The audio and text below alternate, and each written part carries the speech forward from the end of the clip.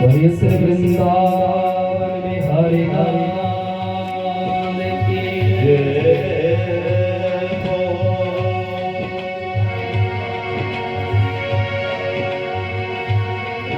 स्वस्ति श्री गणेशाय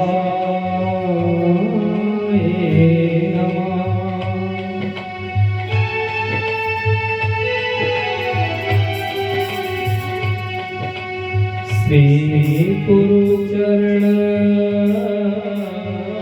कमलेभ्यो नमः।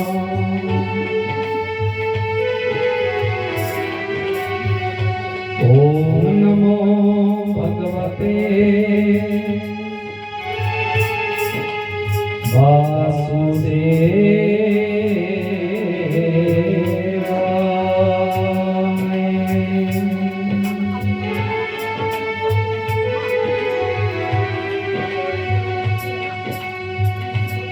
ध्यानमूलं गुरुमूर्ति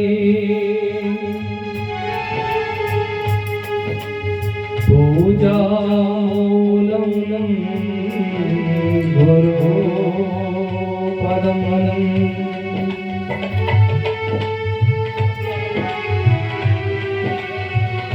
मन्त्रमूलं गुरुर्वाक्यम्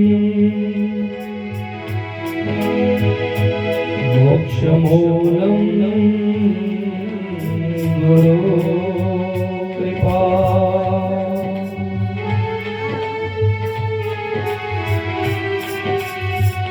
भक्त भक्ति भगवान मंत्र गुरु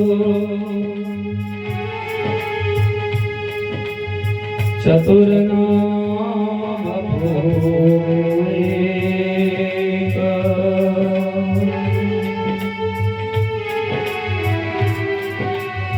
इनके भगवान की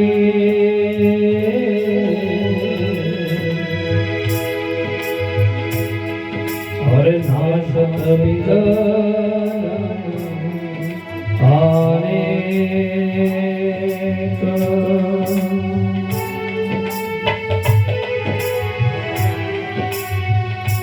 नारायण नमस्कृतं नरं चैव नरोत्तमं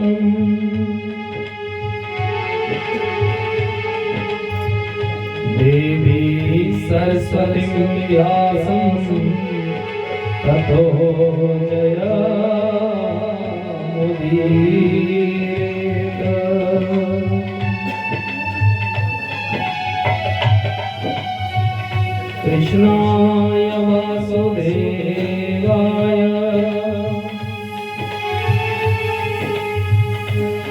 हरये परमात्मने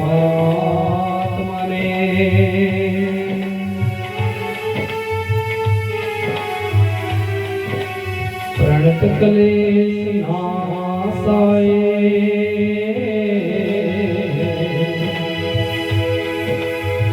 गोविन्दाय नमो नमः।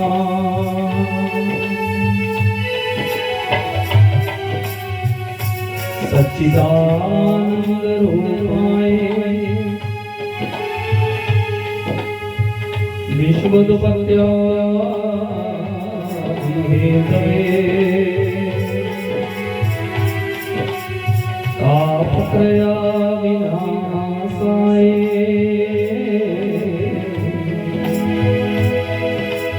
श्रीकृष्णाय वयं नमः।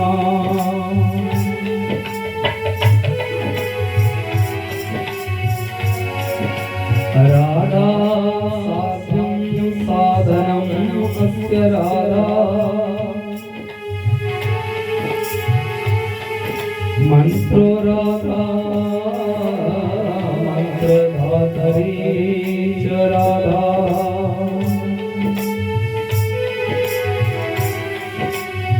सर्वं राधा जीवनस्य राधा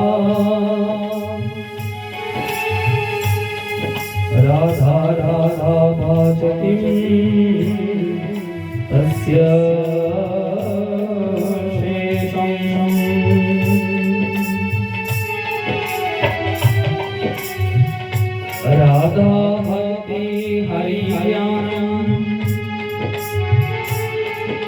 भाग्यं या च स्मृता तां श्री भगवती गाथा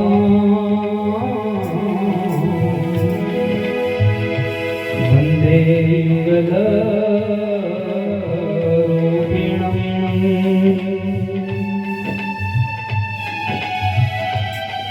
वृंदावन सोवन नहीं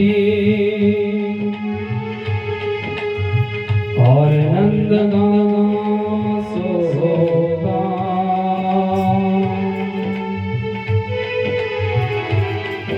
बंसी वट सोवट नहीं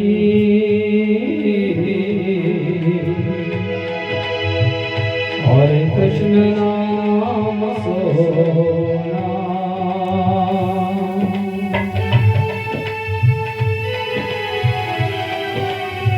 जय श्री राधा रमण जय जय किशोर जय जय गोपी चित चुरैया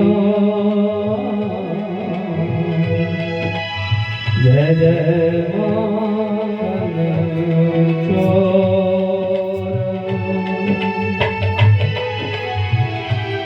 वरहपीडं नटवरवपु कर्ण्यो कर्णीकारं विप्रदवासा कनककपिशं भजन्ति च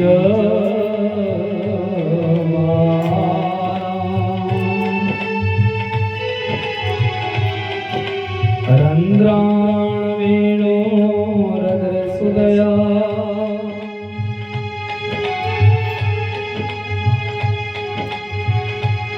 रंद्राण वेणो रदसुदया पूर्यन गो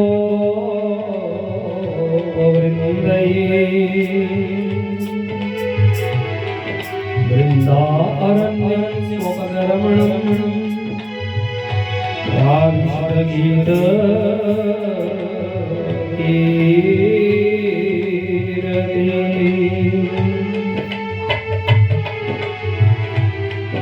हरे राम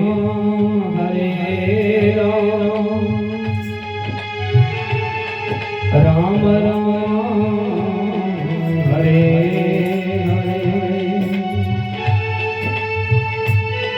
हरे कृष्णा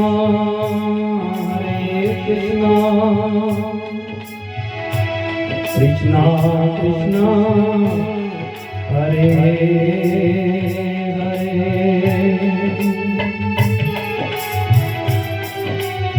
आइए हनुमंत विराजिए कथा करो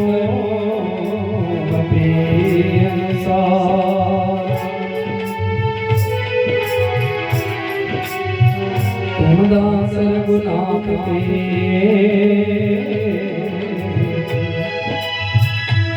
और मेरी रातो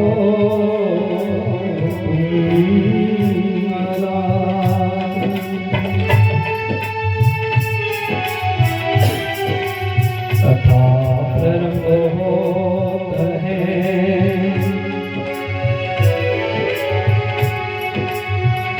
जो सुनियो वीर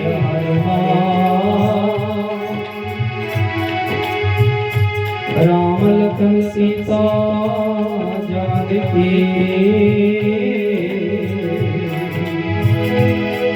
सदा करे कल्याण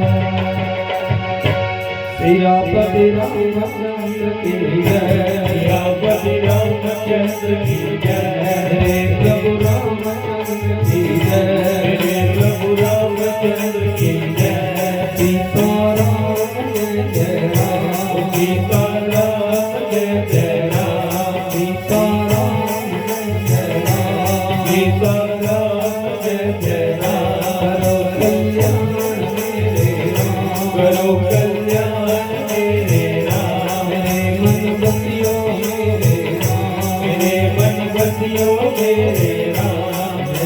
कृष्ण कथा, जय जय कृष्ण कथा, जय जय कृष्ण कथा। मेरे श्याम राधे श्याम, मेरे श्याम राधे श्याम, मेरे श्याम राधे श्याम, मेरे श्याम राधे श्याम।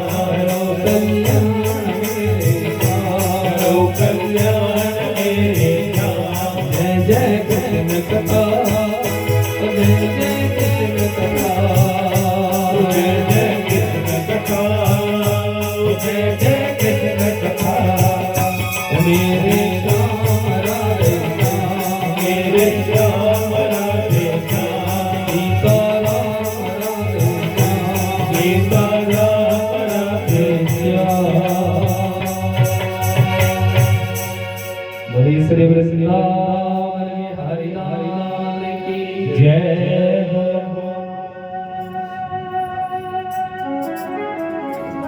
परम परम मंगलमयी श्रीमद् भागवत महापुराण परमहंस संहिता वैष्णव श्री भागवत जी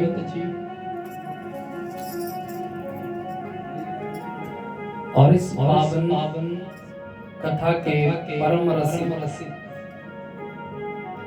परमहंस संहिता ये वैष्णव श्री भागवत जी और परमहंस चक्र चूड़ामणि श्री सुखदेव जी महाराज श्री भागवत जी के चरणों में, श्री ठाकुर जी के चरणों में, सुखदेव भगवान के चरणों में कोटि कोटि वंदन। यहाँ के कुल देवता, ग्राम देवता, स्थान देवता, वास्तु देवता, पहाड़िया देवता और पितर देवता,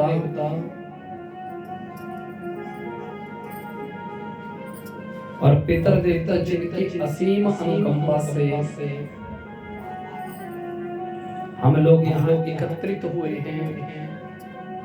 धन्य ये धरा हिमाचल की, और हिमाचल की पावन धरा में ये वीर भूमि हमीरपुर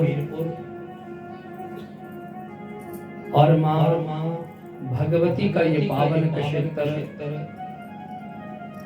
नदी तट के ऊपर बसा ये पावन ग्राम, जिसके बीच में ये श्रीमद् भागवत महापुराण की पावन कथा जहाँ प्रवाहित हो रही है। और इस कथा के मुख्य यजमान, उनका परिवार, उनके रिश्तेदार, उनके गांव के लोग, अन्य जनपद से आए हुए विद्वान बुद्धिजीवी, विप्र समाज, संत समाज और भक्ति महिमाताएं और स्नेह में बालक सबको व्यासपीठ से जय सीताराम। सुखदेव महाराज, सुखदेव भगवान राजा परीक्षित जी को कथा सुना रहे हैं। कल कल बहती हुई माँ भगीरथी गंगा और गंगा का वो पावन तट जिसके ऊपर सुखदेव के मुखार बिंदु से भागवत रूपी गंगा प्रवाहित हो रही है। और सुखदेव भगवान उस पावन गंगा के बीच में राजा परीक्षित को मानो स्नान करवा रहे हैं। और भगवान का नाम और भगवान का काम ही हमारे अंतःकरण और बाह्यकरण को शुद्ध करता है। और आज भगवान की कृपा से ये पावन वेला हम सबके लिए आइए भगवान के नाम से कथा में प्रवेश करें। सब मिलकर के बोला करें, बोले श्री वृंदावन बिहारी लाल की जय। ले लो हरि जू को नाम सवेरे उठ के, ले लो हरि जी को नाम सवेरे उठ के, ले लो हरि जी को नाम सवेरे उठ के, ले लो हरि जी को नाम सवेरे उठ के, सवेरे उठ के, सवेरे उठ के, सवेरे उठ के, सवेरे उठ के, लो हरि जी को नाम सवेरे उठ के, लो हरि जी को नाम सवेरे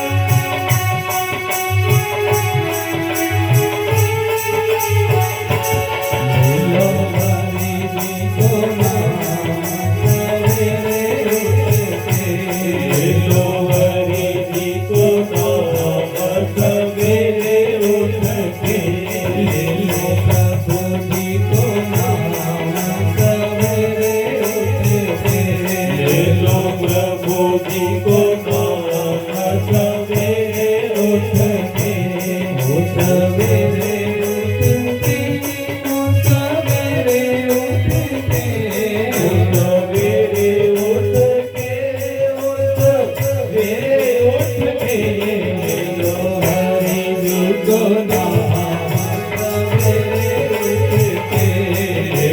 के।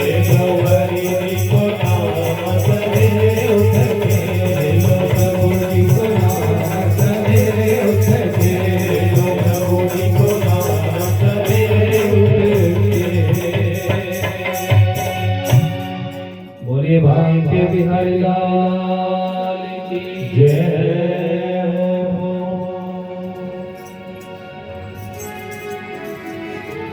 आइए कथा सत्र में प्रवेश करें। कल के भावरी सत्र में जहाँ कथा विराम हुई थी, भगवान जी के प्रकट्य की आपने वो झांकी देखी और वो भगवान वो परमात्मा जो मथुरा की पावन कारागृह के अंदर प्रकट्य हो। जेल भी एक मंदिर है। देखो भगवान ने जेल को भी एक मंदिर बना दिया। क्यों? क्योंकि जेल होती है ना, उसमें बिगड़े लोग जाते हैं और उनको अंदर क्यों रखा जाता है कि वो सुधर जाए, अच्छे बन जाए। या तो जीव भगवान के घर में भगवान के काम में अच्छा बनता है, या फिर कारागृह के अंदर अच्छा बनता है। लेकिन ये जो खुले दरबार है, अगर हम यहाँ अच्छा नहीं बन पाए तो फिर हम और कहीं अच्छा नहीं बन पाएंगे। और देखो भगवान जी उस मध्य रात को आए, आधी रात थी, भादों का महीना, अष्टमी तिथि, रोहिणी नक्षत्र और पावन बुधवार। जैसे ही भगवान आए तो भगवान को लेकर के श्री उनके पिता वसुदेव जी महाराज एक सूप में डाल करके गोकुल की ओर चले। और जब गोकुल की ओर भगवान को लेके चले तो देखो अपने आप ही वो बेड़ियां, अपने आप ही वो कड़ियां, अपने आप ही दरवाजा खुल गए। बेड़ियां, कड़ियां, हथकड़ियां, ये तो पता नहीं थी कि नहीं थी, तो भगवान जी जाने। लेकिन जिस कक्ष के, जिस कारागृह के अंदर थे ना, उसके बाहर के जो द्वारपाल थे वो सब सो गए। क्यों? क्योंकि भगवान की बड़ी वहन जो गोकुल में जिसने अवतार लिया, मानव शक्ति ने अवतार लिया। या देवी सर्वभूतेषु निद्रारूपे संस्थिता नमस्तस्यै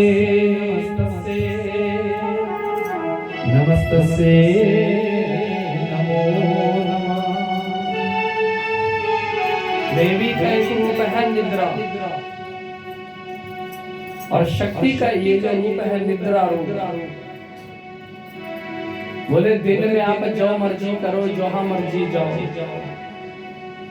लेकिन रात जैसे होएगी और रात बढ़ेगी ना, तो अपने आप ही सृष्टि सोने के प्रभाव में आ जाएगी, आंखें भारी हो जाएंगी अपने आप ही। और ये भी एक भगवान और भगवती की कृपा है। जिसको नींद ठीक आती है ना, वो समझना कि मेरे ऊपर भगवान और भगवती की कृपा है ना। कई लोग है ना, बोलो धन का बिस्तर मिल भी जाए पर नींद को तरसे नहीं। 40,000 का बेड लगा करके थोड़ी नींद आ सकती। नींद तो भगवान की कृपा से आएगी। बेड महंगा आने से थोड़ी या लाने से थोड़ी नींद आती। धन का बिस्तर मिल भी जाए पर नींद को तरसे नहीं। कई लोग है ना, उनको नींद ही नहीं आती। और कुछ बेचारे, देखो आपने देखा होगा कि जो मजदूर लोग होते हैं ना, मजदूरी करते हैं, वो लोगों के घरों में काम में लगे हैं या सड़क पे काम पे लगे हैं, कहीं भी लगे हैं। दोपहर को क्या होगा, जब वो भोजन करेंगे ना तो थोड़ी देर आराम करने के लिए जब वो लेटेंगे ना धूप में या छाया में, तो पत्थर का ही सराहना बना करके सो जाएंगे, चाहे छाती के ऊपर से काले रंग का सर्प निकल जाए, क्योंकि नींद पड़ गई। और एक आदमी पत्थर का सराहना करके और पत्थरों के ऊपर भी सो करके अपनी नींद पूरी कर रहा, दूसरा आदमी जो बेड के ऊपर भी नींद पूरी नहीं हो रही है। तो सोचो सुखी कौन है? इसलिए देखो ये भी एक भगवान का प्रभाव है, ये भी एक भगवान जी का प्रभाव है। धन का बिस्तर मिल भी जाए पर नींद को तरसे नहीं। ऐसे ही बोला, उस माया के सारे वशीभूत हो गए, सारे सो गए। और वसुदेव जी महाराज भगवान को लेकर के सूप में डाल करके यमुना जी के ऊपर आए। लेकिन जब मथुरा से निकलने लगे तो बस एक चिंता मन में आ गई, क्या कि मैं मथुरा से गोकुल तो चल पड़ा, लेकिन इस अंधेरी रात में मैं कैसे जाऊंगा? जैसे यहाँ से रास्ता जाता है ना सुपार, बोलो, लेकिन अंधेरा है, बरसात है, तो चाहे आपका रोज का रास्ता तो आप नहीं जा पाएंगे, क्योंकि जाने के लिए प्रकाश चाहिए साथ में। बस अब इतना सोच ही रहे थे। और उसी समय क्या हुआ, कि आकाश में बिजली ने कटकटाना चमकना शुरू कर दिया। और जैसे ही बिजली चमकने लगी तो बिजली का प्रकाश जैसे धरती के ऊपर पड़ता ना, तो अनुमान लगाते कि रास्ता वो जा रहा है। ऐसे ही चलते चलते अपना मार्ग व्यतीत करने लगे, अपने रास्ते को तय करने लगे। लेकिन उधर गोकुल में जो भगवान शेष अवतार हुए थे, बलराम जिनका नाम था, उनको जब यूं पता लगा मेरे प्रभु आ रहे हैं, तो कहीं मेरे प्रभु के ऊपर जल ना गिर जाए। बरसात भी लगी थी, तो उन्होंने क्या किया, आकाश में ही अपना 1000 मुख वाला वो फन तान दिया, छाता बन गए मानो। और भगवान के ऊपर वो छतरी बन करके पीछे पीछे ऊपर चल रहे हैं। लेकिन वसुदेव जी को ज्ञात नहीं हुआ। चलते चलते यमुना जी के तट के ऊपर आए, यमुना घाट के ऊपर पहुंचे। तो देखा वसुदेव ने कि बरसात तो थी, लेकिन यमुना का जल स्तर कम है। इससे पहले कि यमुना का जल बढ़े, मुझे उस पार चले जाना चाहिए। और जैसे ही यमुना जी के मध्य में पहुंचे तो यमुना ने भी अपना विकराल रूप ले लिया। यमुना मैया ये कौन है? सूर्य भगवान की पुत्री। वो यमुना मैया उसने अपना विकराल रूप ले लिया। और जैसे ही विकराल रूप लिया तो वसुदेव के जब कमर से ऊपर आ गई ना, तो वहां पर आवाज लगाने लगे वसुदेव, अरे कोई ले, मेरे बेटे को कोई ले, कोई ले, कोई ले। और जिस घाट के ऊपर भगवान को लेके आए थे ना वसुदेव जी महाराज, उस घाट का नाम आज भी वही है, कोयले। कोयले घाट बोलते हैं उसको, जहाँ गोकुल का बैराग है, डैम लगा है वहां, उस जगह का नाम है कोयले। क्योंकि यहाँ से बीच में से कौन चिल्लाए? वसुदेव जी महाराज, कोई ले मेरे बेटे को कोई ले। ये यमुना विकराल रूप में आ गई है। जब वसुदेव चिल्लाने लगे तो भगवान यमुना से कहने लगे, अरे यमुना तू क्या कर रही? यमुना बोली, मैं इतने वर्षों से यहाँ प्रवाहित हो रही थी और मुझे पता था एक दिन मेरे पिता सूर्य ने कहा था कि एक दिन यहाँ से ब्रह्मांड के नायक निकलेंगे। लेकिन हे प्रभु, हे दीनानाथ, हे कृपालु, हे दयालु, हे भगवान, आज आप यहाँ से निकलने लगे और मैं आपको छू भी नहीं पाऊं, तो ये तो हमारा दुर्भाग्य है। बोलो, हम किसी तीर्थ से निकले ना, मंदिर को देखे, तीर्थ से निकले, और तीर्थ को अगर हम अपना सिर भी नहीं झुका पाए ना, तीर्थ को हमने प्रणाम नहीं किया, तीर्थ को अपना करवत प्रणाम नहीं किए, तो सोचो ये तीर्थ का दुर्भाग्य कि हमारा, ये हमारा दुर्भाग्य है। इसलिए किसी भी तीर्थ से निकलो, गाड़ी में जा रहे कुछ भी ना, तो तीर्थ को देख के प्रणाम करना। समझे ना बात? लेकिन एक हाथ से प्रणाम नहीं करते तीर्थों को, भगवान को, अपने से बड़ों को एक हाथ से प्रणाम नहीं करते। अगर एक ही आता है तब तो चलेगा, लेकिन जब दोनों हाथ भगवान ने अच्छे दिए हैं ना, तो हाथ जोड़ करके ही ऐसे ही दंडवत या हाथ जोड़ के प्रणाम करो। सब कुछ दीना आपने भेंट करूं मैं ज्ञानात, नमस्कार की भेंट लो जोड़ू मैं दोनों हाथ। बोले वृंदावन में हरि लाल की जय। दोनों हाथ जोड़ के ही तीर्थों को प्रणाम करो। कोई मेहमान आया है, भगवान का रूप होता है, तो बोले उनको भी दोनों हाथ से प्रणाम करो। एक हाथ से प्रणाम करना निषेध है, ये हमारी सभ्यता नहीं है। उसी प्रकार श्री सुत जी महाराज कहते हैं और यहाँ सुखदेव जी कहते हैं कि राजन सुनो सुनो, जब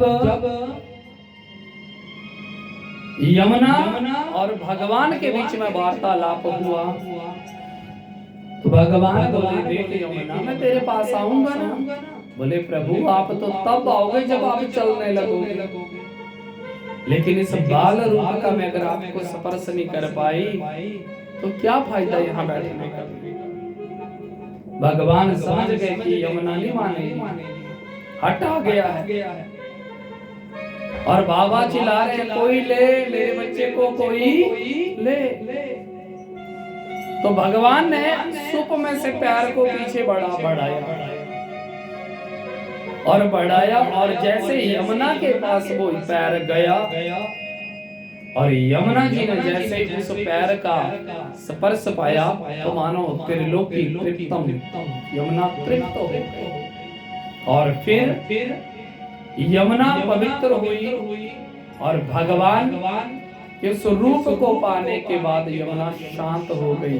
बोलिए यमुना मैया जय हो। ऐसे ही भगवान को लेकर के फिर वसुदेव जी महाराज गोकुल में पहुंचे, और जैसे ही गोकुल में पहुंचे ना तो गोकुल में जैसे ही पहुंचे, आज भी जिस रास्ते से ठाकुर जी आए थे ना रात को, उस रास्ते को चोर मार्ग ही बोलते हैं। और फिर वसुदेव गोकुल में पहुंचे नंद बाबा के घर में। जैसे ही नंद जी के यहाँ पहुंचे तो नंद बाबा के घर में जब पहुंचे तो क्या देखा, कक्ष खुला पड़ा है और सारे कक्ष खुले हैं, सब सो रहे हैं। और फिर यशोदा मैया के कक्ष में गए। जैसे ही यशोदा मैया के कक्ष में गए तो क्या देखा कि यशोदा मैया सो रही हैं और बगल में एक कन्या खेल रही है। वसुदेव को याद आया, हाँ प्रभु ने कहा था वहां हमारे अंश को ले आना। तो क्या किया, भगवान को सुप में से उतारा, यशोदा के बगल में सुलाया और वहां से कन्या को उठाया और उठाने के बाद उसी सुप में डाला और मथुरा के अंदर आ गए। ज्यों ही मथुरा के अंदर पहुंचे तो कहा कि जैसे ही वो मथुरा के अंदर आए बोले जैसे ही वो मथुरा के अंदर आए तो मथुरा के अंदर जैसे ही पहुंचे तो क्या देखा कि उस कन्या ने जैसे ही किलकारी मारी, रोई और रोने की आवाज जैसे ही वो प्रकट हुई तो जितने भी ब्रह्मांड था वो सारे का सारा मानव उठ गया। सैनिक द्वारपाल उठे, एक ने दूसरे को, दूसरे ने तीसरे को उठाया और उठाने के बाद बोला, एक ने दूसरे को उठाया और दूसरे ने उठाने के बाद क्या बोला, जा दौड़ करके कंस को बता कि महाराज देवकी की 8वीं संतान पैदा हो गई है। दौड़ करके कंस के पास वो दूत गया और आधी रात को दरवाजा खटखटाया। जैसे ही वो दरवाजा खटखटाया तो जैसे ही वो दरवाजा खटखटाया तो क्या हुआ, कंस उठा। क्या बात है,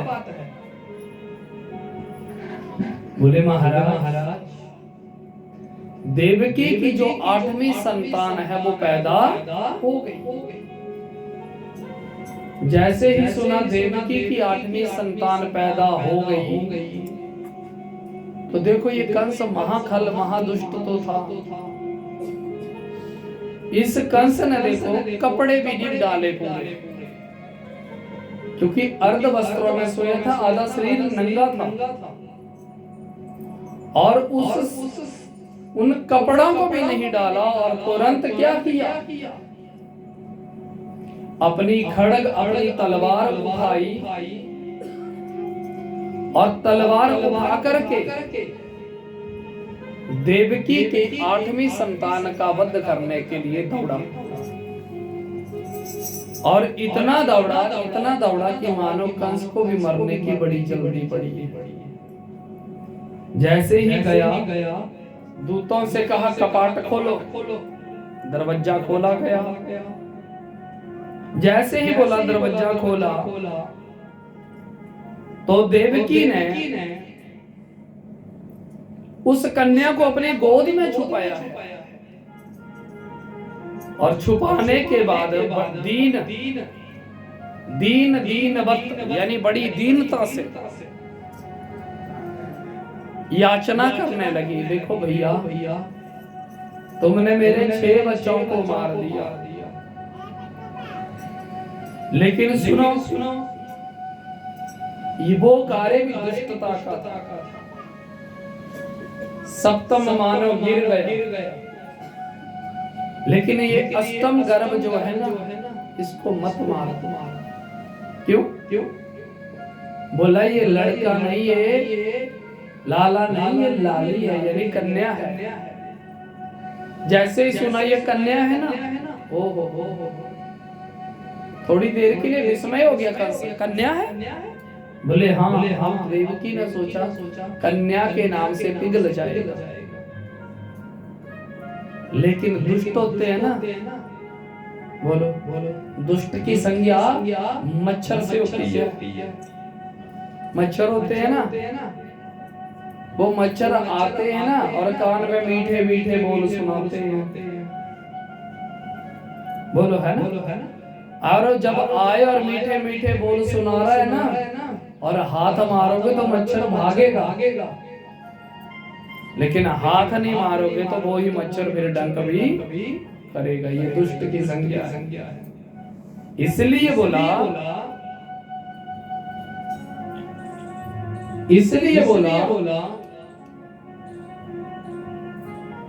देवकी कहती है कि भैया इस कन्या को मत मारिए, लेकिन कंस बड़े जोर से ठाहट मार के कहने लगा, देवकी ये बता, तू देवताओं को मानती है, देवताओं की वाणी के ऊपर विश्वास करती है? बोले हाँ। तो फिर तब तो तुझे खुशी होनी चाहिए। किस बात की? कि ये मेरा काल है, ये मेरा काल है, तू काहे के लिए डर रही है? लेकिन आज तू देखेगी कि कंस ने देवताओं को भी आज झूठा कर दिया। ये मेरा काल है कि मैं इसका काल हूं, ये अब मैं तुझे दिखाऊंगा। और जबरदस्ती उस कन्या को अपनी ये देवकी की गोद से खींच लिया।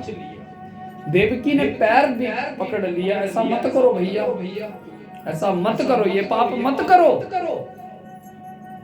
लेकिन देखो दुष्ट के आगे गिड़गिड़ा रही, और दुष्ट के आगे जब गिड़गिड़ा रही है तो इसको तो कोई असर नहीं होने वाला, ना कोई फर्क पड़ने वाला था, बल्कि इसने देवकी को भी लात मारी, बहन को लात मार दी। देवकी कहती भैया ऐसा मत करो, ये क्रूर कृत्य मत करो। लेकिन जैसे ही वो उस शिला के ऊपर उस बच्ची को फेंकने वाला था, पछाड़ने वाला था ना, जो जैसे धोबी कपड़ा पछाड़ता है, ऐसे मारता था बच्चा पैर से पकड़ के। जैसे उसने कन्या को पैर से पकड़ा था ना, बाएं पैर से, वो कन्या उस हाथ से फिसल गई, क्योंकि वो साधारण कन्या थोड़ी थी, वो योग माया। जैसे ही फिसली और ऊपर जाकर के सिंह वाहिनी प्रकट हो गई। बोली अम्बे मैया जैसे ही ये प्रकट हुई वो जगदम्बा, जैसे ही ये अम्बा प्रकट हुई तो भगवती कहने लगी, अरे कंस, तू मुझे मारने चला था? सुन सुन, तुझे मारने वाला तो कब का पैदा हो गया है। जा उसको ढूंढ जा करके। और देखते ही देखते वो जगदम्बा अंतर ध्यान चली गई मां। जब सुखदेव ने कहा कि चली गई मां, तो परीक्षित ने पूछा, गुरुदेव कहां? बोले, जिस पर्वत के ऊपर जब 6 पुत्र मार दिए थे ना कंस ने, तो वसुदेव ने अपने पुरोहित गर्ग जी से कहा था, मुनिवर आप कोई ऐसा अनुष्ठान बताइए, कोई ऐसा व्रत बताइए जिससे हमारे बच्चों की रक्षा हो। तो गर्ग मुनि ने कहा था, देखो आप देवी का नवाहन यज्ञ करो। बोले, हम कहां कर सकते, हम तो कंस के कारागृह में फंसे हैं। हम तो कंस के कारागृह में फंसे हैं। हम कहां यज्ञ कर सकते हैं? आप ऐसी कृपा करिए कि आप ही यज्ञ कर दीजिए, और जिस यज्ञ को करने से हमारे बच्चों की रक्षा हो। तो गर्ग मुनि ने जाकर के विंध्या पर्वत के ऊपर तप किया था, नवाहन यज्ञ किया था, और नवाहन यज्ञ करने पर भगवती उसमें प्रकट हुई थी। और भगवती ने कहा था, बोलो गर्ग मुनि। तो गर्ग ने कहा, हमारे यजमान वसुदेव और देवकी के बच्चों की रक्षा आप करें। तो यहाँ भगवती स्वयं रक्षा के लिए मानो प्रकट हुई, और आज उसी स्थान के ऊपर जाके विंध्यावासिनी मैया के नाम से वो विराजमान हो गई। और जैसे ही विराजमान हुई, ये जो विंध्यावासिनी मैया है ना, इसका बायां पैर ऐसा टेढ़ा है, मुड़ा, और यहाँ पर नाखूनों की खरोंच लगी है। वहां के पुजारी बताते हैं कि जब कंस के पैर से ये भगवती फिसली थी ना, तो उसके नाखूनों के निशान भगवती के पैर में लगे थे, और ये बायां पैर मुड़ गया था। वही विंध्यावासिनी मैया भगवान की बड़ी बहन है, वो वहां जाके विराजमान हुई। बोली अम्बे मैया की जय हो। झूम झूम चनन रवाजे, पाँव पे जलियां, झूम झूम चनन रवाजे, पाँव पे जलियां, झूम झूम चनन रवाजे, पाँव पे जलियां, झूम झूम चनन रवाजे, पाँव पे जलियां, पाँव पे जलियां, पाँव पे जलियां, पाँव पे जलियां, पाँव पे जलियां, पाँव पे जलियां, पाँव पे जलियां, पाँव पे जलियां, पाँव पे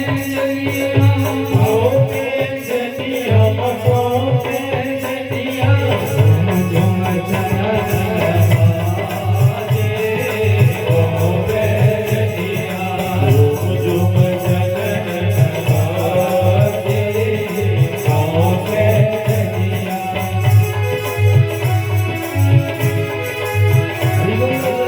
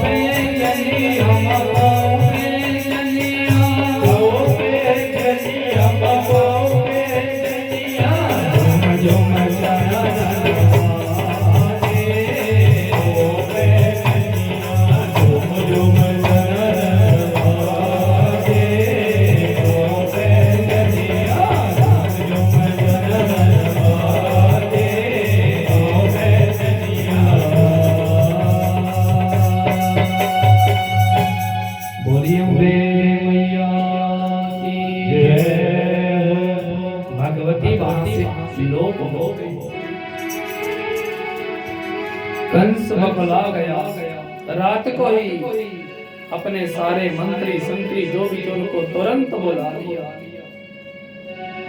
और उनके साथ मंत्रणा करने लगा। सबने सुना कंस कह रहा है कि उस योग माया ने कहा कि तुम्हारा काल तो कब का पैदा हो गया है, तुम बताओ मैं क्या करूं। एवं दुर्मंत्री भी कंसा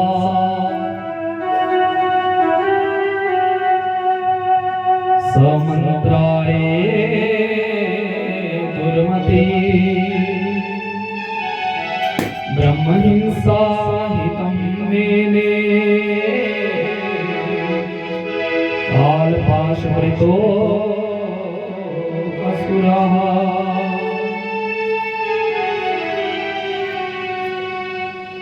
कंस कहने लगा बताओ मैं क्या करूं। तो देखो अगर राजा मूर्ख हो ना और मंत्री अच्छे हो तो राजपाट हो जाता है। लेकिन देखो ये कंस मूर्ख था ना और मंत्री महामूर्ख रखे। क्या बोले? बोले महाराज अगर उस योग माया ने ऐसा कहा है तो एक एक को कहां ढूंढेंगे। बोले तो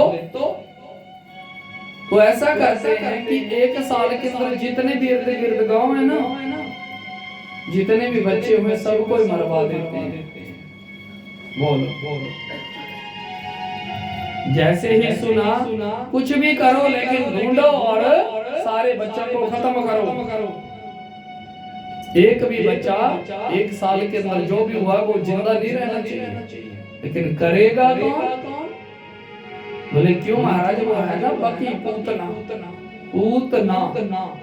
जो बच्चा को नहीं चाहती, उसको तो बच्चे लगते हैं बुरे हैं। देख अच्छा बोले हाँ पूतना को वो काम दे दिया गया। अब चलो गोकुल में जैसे ही भगवान भी रोए ना रात को ही,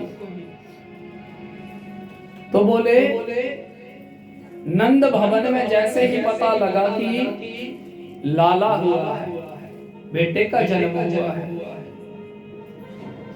तो बोले नंद बाबा ने उपनंद से कहा बड़े भैया से और कहा बताइए भैया हमारे घर में तो उत्सव आज तक हुआ नहीं, आपको तो ज्यादा तजुर्बा है इन चीजों का, तो बताइए कैसे उत्सव मनाते हैं। बोले तो तुम ऐसा करो, तुम करना कितना चाहते हो उत्सव? बोला मन करता है जितने भी गांव हैं सबको बुलाओ। बोले ठीक है। तो 84 गांव में निमंत्रण किया और सारे गांव में जब निमंत्रण हुआ और देखो उस समय के ना नंद बाबा सबसे अमीर धनाढ्य आदमी थे, सबसे ज्यादा अमीर थे। क्यों? 9 लाख गायें थी उस समय उनके पास। तो देखो इतना पहले तो गाय ही जीव की अर्थ स्थिति को पूरा करती थी। धर्म अर्थ काम और मोक्ष ये 4 चीजें गौ माता देती है। और गाय है ना घर में तो देखो एक धर्म है वो भी सेवा करना, और वो ही गाय देखो आर्थिक स्थिति भी ठीक करती है। दूध है ना जितना अपने उसको चाहिए उतना रखो, बाकी आप किसी को दे दो। घी है तो घी भी देखो अर्थ स्थिति पूरी करता है ना। काम और अर्थ स्थिति ठीक है तो कामनाओं की पूर्ति भी होगी। और जीवन में बाद में ये गिला ना रहे कि हमने कभी गाय की सेवा नहीं की। समझे ना बात? इसलिए देखो ये 4 चीजें 4 मनोरथ पूर्ण होते हैं गौ रखने से, धर्म अर्थ काम और मोक्ष। लेकिन ये नहीं है कि दूध पियो और बाद में रात को गाड़ी में डाल के कहीं धक्का दे दो। अगर इसको धक्का दोगे ना, जब ये धक्का देगी ना तो कुल का भी पता नहीं चलता कहाँ चला गया।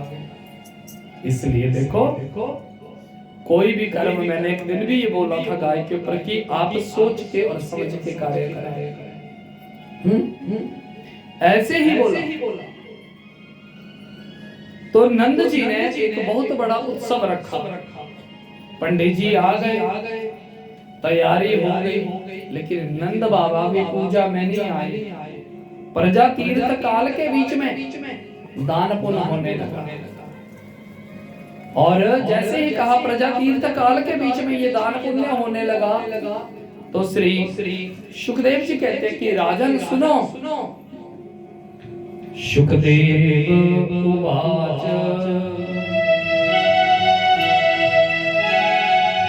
पंडित जी आए हैं, तो पंडित जी के पास जो नंद बाबा के सखा थे ना, उनकी उम्र के, वो कहने लगे पंडित जी पूजा क्यों नहीं कर रहे आप शुरू? तो वो कहने लगे पूजा तो शुरू कर रही है, लेकिन यजमान भी तो चाहिए ना। बोले यजमान का है? बोला अंदर गए हैं, बाहर ही नहीं आ रहे। अच्छा, जब अंदर गए तो देखा तन के ऊपर एक जो गमछा तौलिया वो लपेट के बैठे हैं ना, बाकी नंगे बैठे हैं। अरे नंद जी आप क्या कर रहे हैं, आप तैयार नहीं हुए? नंद कहने लगे कि सुनो, आज हमको पता ही नहीं लग रहा कि हम तैयार हुए कैसे। क्यों? क्योंकि चौथी अवस्था में तो खुशी आई घर में। और देखो व्यास जी ने भागवत की रचना की ना, तो व्यास तो जानते थे कि ये किसका बेटा है, ये किसके पुत्र है, ये जानते थे ना वो, लेकिन उन्होंने देखो कैसे लिखा। सुखदेव उवाच नंदस्त्वः आत्मजं तपन्ने जात आह्लादो महामना। बोला नंद जी के यहाँ कोई चीज उत्पन्न हुई थी, ये भगवान इनके यहाँ उत्पन्न हुए थे, इनके थोड़ी थे, लेकिन बोला इनके यहाँ कोई चीज उत्पन्न हुई। बोले क्या उत्पन्न हुई? बोला जो चीज उत्पन्न हुई उसके उत्पन्न होने से इतनी ज्यादा खुशी, आह्लादो, इतना ज्यादा मन भर गया, प्रसन्न हो गए थे कि उनका मन आज महामना हो गया। महा शब्द क्या है? जो महानता का प्रतीक है। महादेव अरे गहरे से नहीं लगता।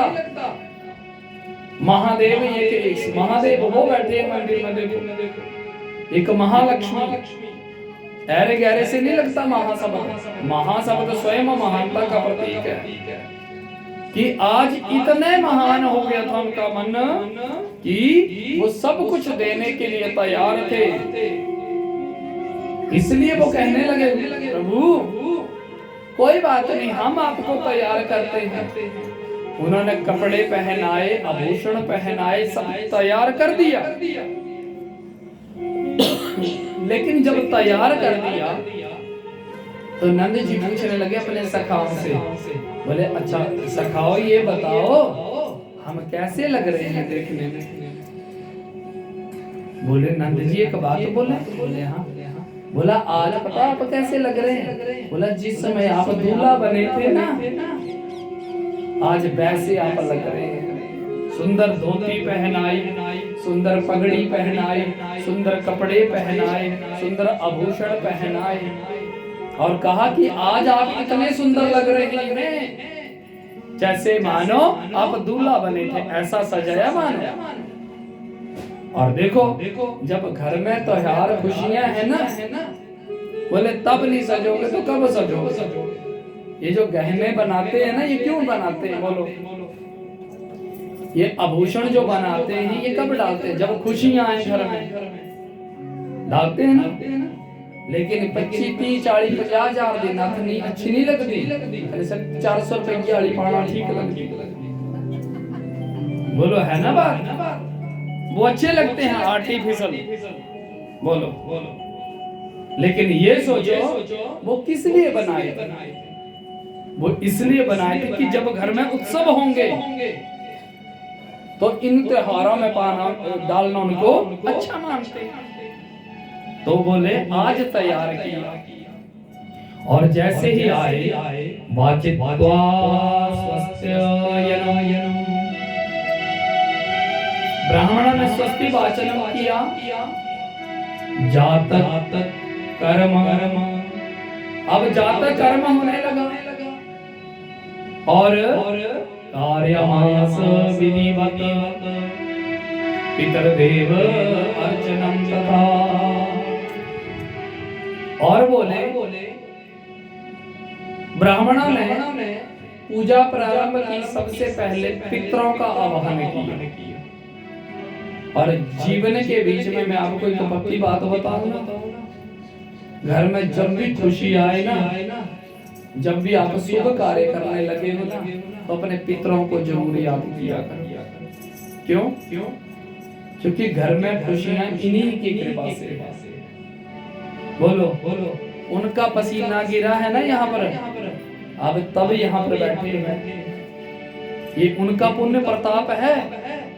बोलो, जब मकान बनने लगा होगा ना यहाँ, तो सोचा था कि कथा होगी, ये मंदिर बनेगा, लेकिन ये सोचो भगवान की इच्छा है और उन बुजुर्गों का पसीना, जो पसीना गिरा और वो ही पौधा बना और आज फल लगे, ये फल मिल रहे, ये उनके पसीने, उनका पुण्य प्रताप है। चाहे यहाँ खेत भी होगा तो खेत में भी तो पसीने गिरते थे ना, इसलिए देखो ये सब उन्हीं बुजुर्गों का पुण्य प्रताप है। तो जब घर में बच्चा होए, शादी ब्याह होए, तो अपने पितरों को जरूर निमंत्रण करो। और देखो, घर में चाहे बच्चे का जन्मदिन हो मत हो, लेकिन अपने बुजुर्गों का श्राद्ध पिंडदान उनके लिए समय पे करो, ठीक है? और जितना करोगे ना उतना फल मिलेगा, क्योंकि ये जो पितर है ना, ये तो बोलते हैं घर में है तो घर से दे, नहीं तो कर्ज करके दे। क्यों? तूने नहीं कमाया तो तू नालायक है, हम तो तुझे सब कुछ देके गए। अब तूने नहीं कमाया, तूने नहीं इच्छा रखी, तो ये तुम्हारी गलती है। और पितर अपनी तिथि के ऊपर आते हैं, पितर लोक से पितर एक ही दिन उठते हैं, समझे ना बात? एक ही दिन उठते हैं और उसी दिन वो अपने घर में आते हैं और वो जो हम दान पुण्य करते हैं संकल्प के द्वारा उनके निमित्त वो उनको प्राप्त होता है। और जब वो भूखे लौट जाएंगे ना, तो सोचो, अगर आपको भूखा सुला दे तो सो पाओगे? तो बोले नींद तो बार बार टूटेगी लेकिन आ नहीं पाएंगे। समझे ना बात? नींद तो टूटेगी लेकिन बार बार। और सोचो, जो खा के आते हैं ना, वो सोए हैं और उनके मुख से जब लारें टपकती हैं, तो जो भूखा पितर होता है ना, वो उन लारों को गंदगी को चाटता है। और जब हमारे बुजुर्ग, हमारे पितर अगर गंदगी चाटेंगे, तो सोचो वो हमारे लिए अच्छा करेंगे। इसलिए देखो, पितर कार्य जब भी करो तो बड़ी श्रद्धा से करो, कम करो लेकिन मन से करो बस, ये भाव से रीच जाते हैं। इसलिए बड़े विनम्र होकर के श्राद्ध करो, पिंड दान करो, दान पुण्य करो उनके लिए, जहां हो वहां करो। तीर्थ में जाओ, घूमने जाते हैं ना, तीर्थ घूमने की जगह नहीं है, घूमना हो ना तो कहीं और चले जाओ, तीर्थ घूमने की जगह नहीं। तीर्थ तो क्या है? हरिद्वार जाओ ना तो कुछ भी नहीं है, तो अपने पितरों के लिए, देवताओं के लिए, ऋषियों के लिए वहां पर तिलांजलि, पानी की तिलांजलि करो। समझे ना बात? तीर्थ में जाओ, कहीं भी जाओ, अपने पितरों को करो।